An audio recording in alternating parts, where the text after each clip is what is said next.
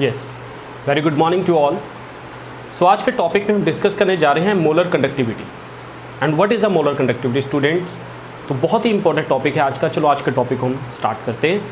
Molar conductivity, ये topic मेरे लिए क्यों इंपॉर्टेंट है, आप सबके लिए क्यों इंपॉर्टेंट है। जब भी हम कंडक्टिविटी की बात करते हैं हमें दिखाई देता है कंडक्टर बीच में जैसे कोई सॉल्यूशन इस उनकी कंडक्टिविटी और कंडक्टिविटी उनकी इंक्रीज होती जा रही है। तो हम किसी सॉल्यूशन के पार्टिकुलर सॉल्यूशन की बात करते हैं, वहाँ से आपको कंडक्टिविटी मिल रही है। लेकिन जब एक पार्टिकुलर सॉल्यूशन में हम बात करते हैं 1 मोल ऑफ इलेक्ट्रोलाइट की, तो हम बात करेंगे मोलर कंडक्टिविटी की। हमने एक सॉल्यूशन लिया, सॉल्यूशन में हमने 1 मोल ऑफ इलेक्ट्रोलाइट रखा। अगर 1 मोल ऑफ इलेक्ट्रोलाइट की बात कर रहे हैं तो वो हो जाएगी आपकी मोलर कंडक्टिविटी। तो आइए आज की क्लास में हम डिस्कस करने जा रहे हैं मोलर कंडक्टिविटी को। Definition: conducting power of all the ions produced by dissolving, one word यहाँ पे आपने बहुत इंपॉर्टेंट रखना है, that is a one word.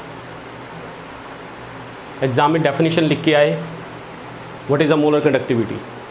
Molar conductivity is something like this. ये वर्ड आपने लिखा ही नहीं, मार्क्स नहीं मिलेंगे। Molar conductivity is the conducting power of all the ions produced by dissolving 1 mole of electrolyte in solution, that is a molar conductivity. Formula पता ही आपको, kappa 1000 by m। What is this? Conductivity into 1000 by m। तो चलिए अब इसका relation जानना बहुत ज़रूरी है कि ये हमारे पास चीज़ आई कैसे, how can we obtain this things. तो बहुत इंपॉर्टेंट है और इसका रिलेशन बहुत इंपॉर्टेंट है। चलिए आइए डिस्कस करते हैं कि ये जो चीज़ें हमारे पास ये कैसी है। तो आपके पास एक सॉल्यूशन है जो कि 1 सेंटीमीटर क्यूब है और एक 2 इलेक्ट्रोड्स के बीच में वो प्रेजेंट है। अब इस जो सॉल्यूशन है आपके पास, हम बोलते हैं इसकी कंडक्टिविटी। सॉल्यूशन की कंडक्टिविटी होगी बिकॉज आयंस फ्लो होंगे। आयंस के फ्लो होने से क्या होगा कि कंडक्टिंग पावर मानी जाएगी। तो हम बोलेंगे कि हमारे पास जो कंडक्टिविटी है वो इस 1 सेंटीमीटर क्यूब सॉल्यूशन की वजह से है। लेकिन अब जो इसमें पॉइंट देखने वाली बात है, हम मानते हैं कि सॉल्यूशन कंटेन 1 ग्राम मोल या 1 मोल ऑफ इलेक्ट्रोलाइट। चलो हमने मान लिया कि सॉल्यूशन में 1 ग्राम मोल ऑफ इलेक्ट्रोलाइट प्रेजेंट, कि एक सॉल्यूशन था जिसमें 1 ग्राम मोल ऑफ इलेक्ट्रोलाइट प्रेजेंट है। अब यहाँ पे हम कह सकते हैं उसकी जो कंडक्टिविटी है वो क्या बनने जा रही है। अब मोलर कंडक्टिविटी हमने अभी डिस्कस किया, कंडक्टिविटी क्या बन जाएगी, मोलर कंडक्टिविटी। क्यों? क्योंकि 1 मोल प्रेजेंट था इलेक्ट्रोलाइट का। राइट, यहाँ तक आपको क्लियर हुआ? सुबह 1 मोल ही मान लो, सिंपल 1 मोल मान लो। ठीक है, दोबारा से कर लेते हैं। अब सपोज दैट कि हमने इस सॉल्यूशन में 1 मोल ऑफ इलेक्ट्रोलाइट हमने ऐड कर दी। 1 mole of electrolyte present in the solution. So अब आपके पास जो कंडक्टिविटी है वो क्या बन जाएगी, आपकी मोलर कंडक्टिविटी बन जाएगी। पहले कंडक्टिविटी थी, अब क्या बन जाएगी, मोलर कंडक्टिविटी। तो चलो थोड़ा सा और डिस्कस करते हैं आगे। सपोज करो now diluted the solution up to 100 centimetre cube. हमने 100 सेंटीमीटर क्यूब तो इसको डाइल्यूट कर दिया, तभी तो 1 मोल प्रेजेंट है। अब यहाँ पे जो पॉइंट ये आता है कि पहले कंडक्टिविटी सिर्फ 1 सेंटीमीटर क्यूब के कारण मिल रही थी। अब 100 सेंटीमीटर क्यूब में कैसे हो सकता है। सपोज कीजिए, इसको हम इमेजिनेशन करें कि आपके पास ये 100 सेंटीमीटर क्यूब है। राइट, बहुत ध्यान से देखना, ये आपके पास 100 सेंटीमीटर क्यूब है। इसमें 100 सेंटीमीटर कैसे बन सकते हैं। सपोज करो ये 1 सेंटीमीटर क्यूब, अगेन ये 1 सेंटीमीटर क्यूब, ये भी 1 सेंटीमीटर क्यूब। सपोज करो यहाँ पे भी आ रहा है 1 सेंटीमीटर क्यूब, कोई ये पोर्शन लगा लो, ये भी 1 सेंटीमीटर। तो इस तरह से देखो कितने सारे होंगे। राइट, मतलब हम कितने सारे बना सकते हैं। इन सबको मिला के क्या बन गया, 100 सेंटीमीटर क्यूब। पहले तो ये बात हमें रखते हैं। नाउ कंडक्टिविटी पावर आपको हर एक के मिल रही है, याद रखिए स्टूडेंट, कंडक्टिविटी आपको हर 1 सेंटीमीटर क्यूब से मिल रही है, तो आपके पास टोटल कंडक्टेंस कैसे आएगी? मैं कहता हूँ कि मुझे यहाँ से भी कंडक्टिविटी मिल गई, 1 सेंटीमीटर क्यूब से भी कंडक्टिविटी मिल रही है, यहाँ से भी मिल रही है। कितनी कंडक्टिविटी मिल रही है? आपको मिल रही है कापा। सपोज करो 2 पोर्शन से मिली तो कितनी होगी? 2K। अगर आपको इन तीनों पोर्शन से मिल रही है तो कितनी होगी? 3K। अगर आपको पूरे सिस्टम से मिल रही है तो यस, अब आपकी यहाँ पे जो कंडक्टिविटी है वो कितनी हो जाएगी? यस, यहाँ पे आपकी कंडक्टिविटी कितनी हो जाएगी? 100K। सिंपल सी बात है कि अब आपकी जो कंडक्टिविटी है बेसिकली 100 कापा। रीज़न, मुझे 1 सेंटीमीटर क्यूब से कापा मिल रही है, दूसरे से भी कापा मिलेगी, थर्ड से भी कंडक्टिविटी मिल रही है ना, तो 100 से कितने मिलेगी? 100K। That is conductivity. लेकिन स्टूडेंट अब मैं बात करता हूँ वॉल्यूम की। सपोज कीजिए मैंने कोई 100 यहाँ पे लेने के बजाय मैंने टोटल वॉल्यूम V ले ली, राइट। अब मैंने यहाँ पे 100 की जगह कितना लिख लिया? अब मैंने यहाँ पे लिख लिया कैपिटल V। यस, मैंने लिखा कैपिटल V। तो अब जाके मेरी जो कंडक्टिविटी है मैं लिख सकता हूँ मोलर कंडक्टिविटी। आप कितनी हो जाएगी बोलो? Kappa into capital V। क्यों? क्योंकि 100 के लिए कितनी थी? 100 कापा। तो आपको V के लिए कितनी मिल जाएगी? K into capital V। That's a point.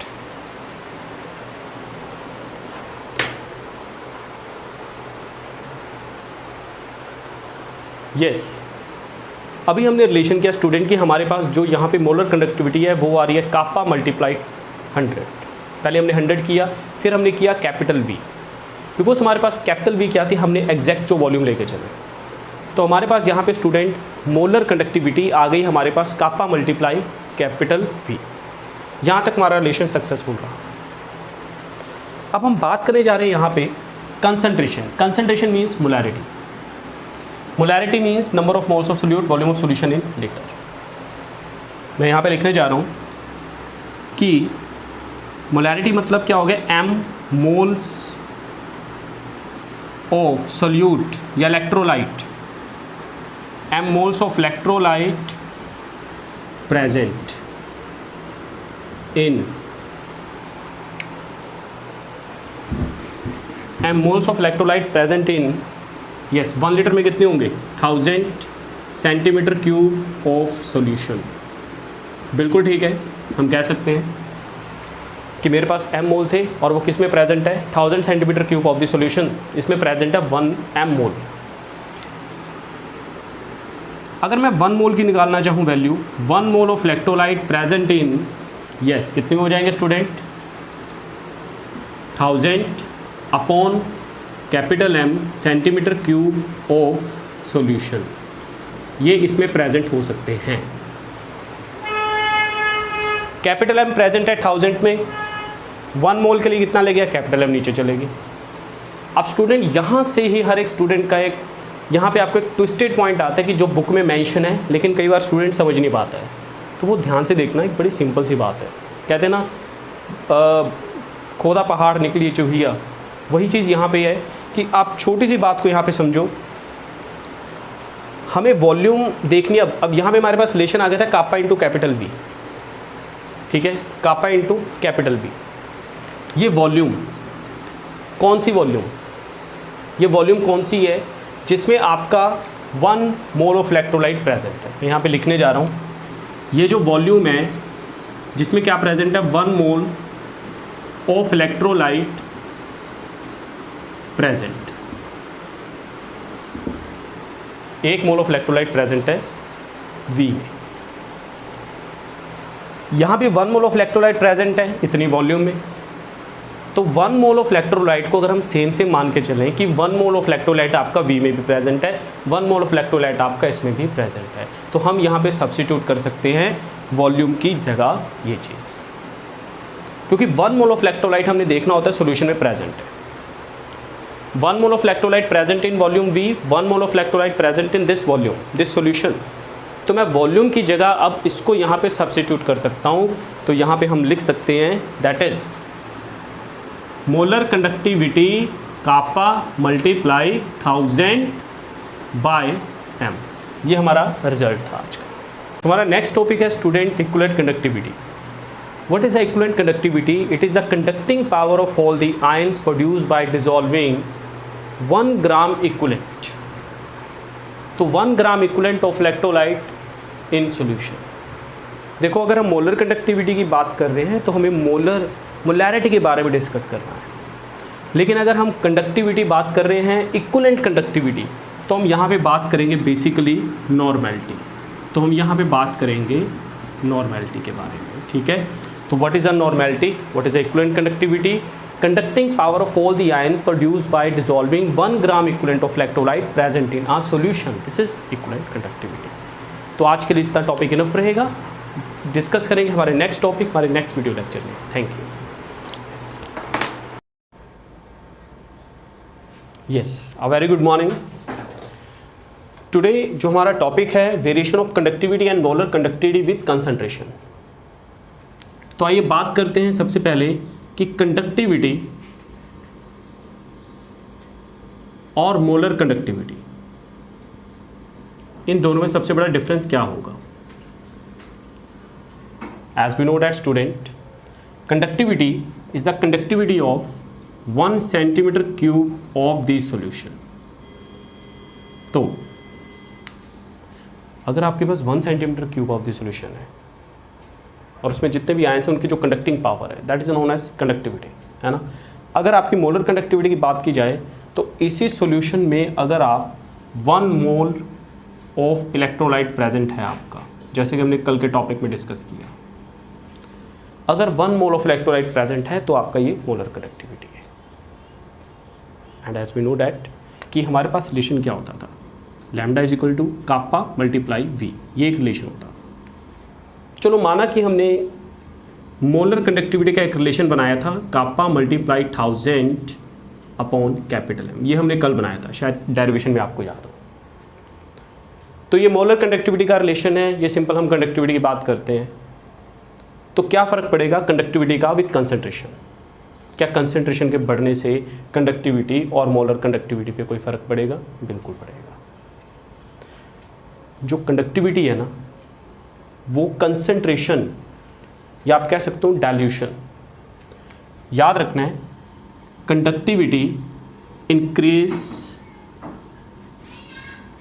Basically हम कह सकते हैं decrease with increase in dilution. जैसे जैसे डाइल्यूशन बढ़ेगी आपकी कंडक्टिविटी कम होती जाएगी, वैल्यू कम होगी। और इसका रीज़न आप क्या दे सकते हो स्टूडेंट? अगर आपको लिखना है, अगर आपको अपने नोट्स बनाने हैं तो आप रीज़न ये लिख सकते हो, क्योंकि नंबर ऑफ आयंस पर सेंटीमीटर क्यूब डिक्रीज, क्योंकि वॉल्यूम बढ़ रही है। अब सोचो, सपोज करो 1 सेंटीमीटर क्यूब था, इसमें नंबर ऑफ आयंस थे, तो ये कंडक्टिविटी की बात की जा रही है। मैं मोलर कंडक्टिविटी की बात नहीं कर रहा हूँ, मैं बात कर रहा हूँ सिंपल कंडक्टिविटी की। अगर आपके पास 1 सेंटीमीटर क्यूब का सॉल्यूशन है और उसमें आपके नंबर ऑफ आयंस कितने सारे प्रेजेंट हैं, तो वो आपकी बात की जा रही है कंडक्टिविटी की। लेकिन आपने क्या कर दी? डाइल्यूशन। अब डाइल्यूशन का मतलब क्या हो गया? ये हो सकता है आपने उसमें वाटर ऐड कर दिया, सॉल्वेंट ऐड कर दिया।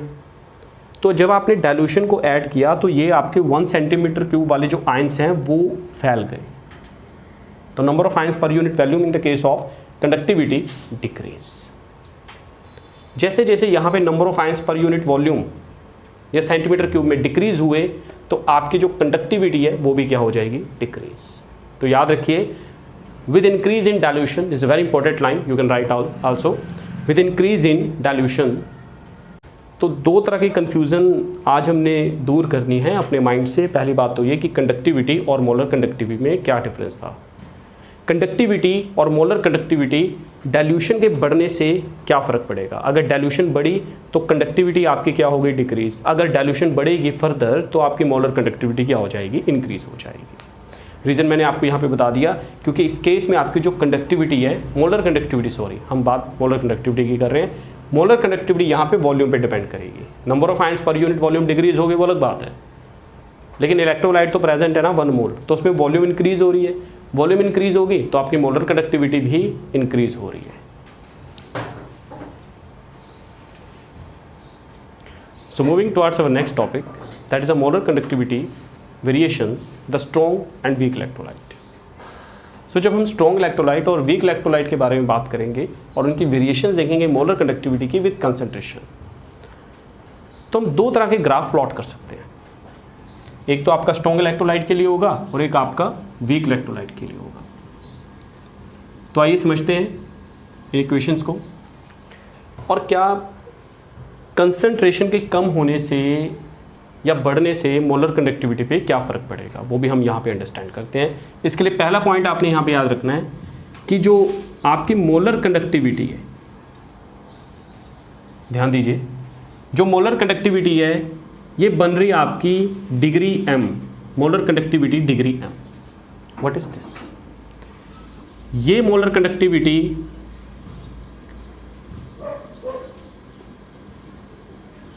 एट कंसंट्रेशन, कोई ना कोई कंसंट्रेशन होगी उस पे होगी। ये मोलर कंडक्टिविटी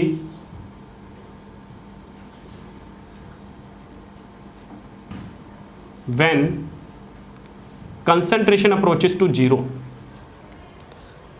जब आपकी कंसंट्रेशन बिल्कुल 0 हो गई है तो आपकी कंडक्टिविटी क्या बन जाए, जो मोलर कंडक्टिविटी है वो मोलर कंडक्टिविटी, एक नाम यहां पे स्पेशल देंगे इसको, molar conductivity at infinite dilution. मतलब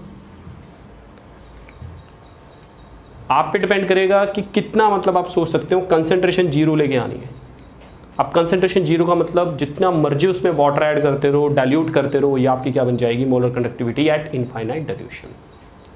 और ये क्या थी, मोलर कंडक्टिविटी एट कंसंट्रेशन।